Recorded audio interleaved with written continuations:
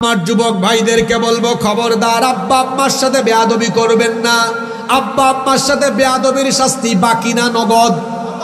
আরো জোরে বলেন, বাকি না নগদ? আমার বয়স তো খুব একটা বেশি নেই, 30 মাত্র, কিন্তু কম বয়সে আল্লাহ আপনাদের সামনে যেহেতু কথা বলান, এজন্য সম্ভবত আল্লাহ ইচ্ছা করেই দুনিয়ার কিছু জিনিস আমাদেরকে দেখাইছেন যাতে আপনাদেরকে বলতে পারি। আল্লাহ হয়তো দেখাইছেন আপনাদেরকে বলার জন্য। নিজের চোখে দেখেছি আব্বা আম্মার সাথে বেয়াদবি করা সন্তানগুলো ভিক্ষা করে খায়।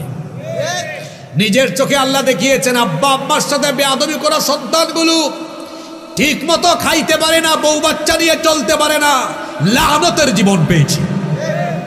আর আব্বা আম্মাকে খেদমত করেছে এমন সন্তান না খায়া মরে নাই, মরবেও। কারণ বরকত আছে পিতামাতার খেদমতে, বরকত আছে পিতামাতার। আচ্ছা, এখানে আবিয়াইত্যা ওরা তো মিসকিন, ওরা তো জানেও না, ওই জীবনে প্রবেশও করে নাই, অভিজ্ঞতাই নাই।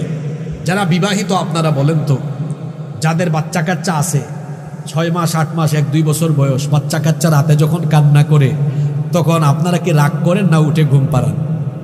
জোরে বলেন।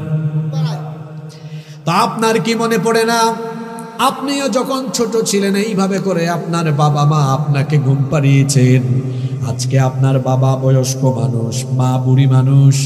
মানুষ যখন বয়স হয়ে যায়, বয়স হওয়ার পরে তার শরীরে নানাবিধ রোগবালাই দেখা দেয়। হতে পারে আজ আপনার বাবা মা বার্ধক্যের কারণে শরীরের বিভিন্ন জায়গায় সমস্যা দেখা যায়। বাত হয়েছে, পায়ের মধ্যে বাতের ব্যথা, মেরুদণ্ডে ব্যথা, কোমরে ব্যথা, রাতের বেলা ঘুমাতে পারে না, মাথা ব্যথা। অনেক বুড়া মানুষ রাতের বেলা ঘুমাতে পারে না। কেমন সন্তান আপনি আমাকে বলেন? আপনি রাতের বেলা ঘুমায় যান, আপনার বাবা মা জেগে থাকে। একটু বাবার রুমে যান, মায়ের রুমে যান, গিয়ে বাবাকে বলেন আব্বা, গিয়ে মাকে বলেন আম্মা, আমি আপনার মাথাটা টিপে আপনাকে ঘুম পাড়ায় দেই, আপনার পায়ে বাতের ব্যথা, পাটা টিপে দেই, হাতটা টিপে দেই। মা বাবা এমনি না করবে, কিন্তু আপনি থাকেন। বলেন, আপনিও তো ছোটবেলায় আমাকে ঘুম পাড়াতেন, তারপরে আপনি ঘুমাতেন। এখন আপনি দুর্বলকালে চলে এসেছেন, আগে আমি আপনাকে ঘুম পাড়াবো, তারপরে আমি ঘুমাবো।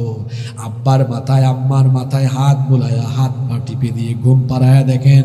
মা বাপ ঘুমানোর সময় আল্লাহর কাছে ফরিয়াদ করবে, আল্লাহ আমার সন্তানটা আমাকে এত শান্তি দিয়েছে, শান্তির ঘুম পাড়ায়া দিয়েছে, তুমিও আমার সন্তানকে দুনিয়া আখিরাতে সুখ শান্তি দিয়ে ভরপুর করে দাও। সুবহানাল্লাহ। শুধু সুবহানাল্লাহ বললে চলবে না, বাবা মাকে এভাবে রাতের বেলা ঘুম পাড়াবেন, ঘুম পাড়ায় দেখবেন দোয়া হাসিল করতে পারবেন। ছোটবেলা আপনার বাবা মা আপনাকে কত কিছু কিনে দিত, বাজার থেকে যাওয়ার সময় আপনার বাবার জন্য